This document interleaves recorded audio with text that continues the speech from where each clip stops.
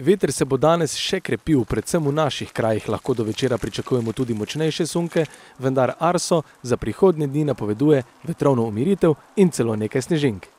Jugozahodni veter je v popoldanskih urah začel slabeti, a se bo v noči na petek ponovno okrepil in bo najmočnejši v drugem delu noči in v petek dopoldne, ko bo predvsem na severovzhodu še lahko dosegal hitrosti do nekje 80 km na uro.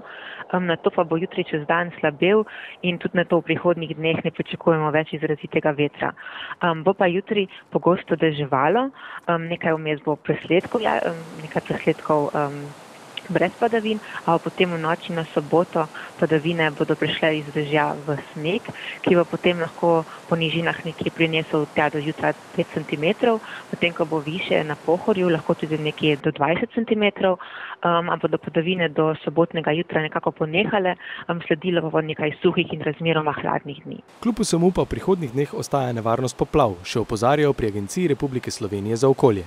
Reka Krka se razliva na območjih pogostih poplav, njen pretok prehodno upada. Območja razlivanj se bodo danes prehodno zmanjševala, v petek popoldne pa se bodo ponovno pričela povečevati. Ljubljanica poplavlja na Ljubljanskem barju. Poplavljene površine se bodo v petek in soboto ponovno povečevale. V petek dopoldne bo hitreje narasla reka Kolpa in pričela poplavljati.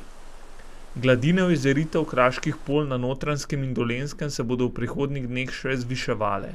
V petek in noči na soboto so možna razlivanja tudi drugih rek v južni, osrednji in vzhodni Sloveniji.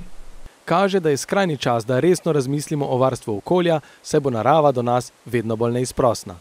Neizprosno prazni pa so tudi žepi tistih poplavljencev, ki nimajo povrnjenih stroškov za škodo še iz prejšnjih poplav.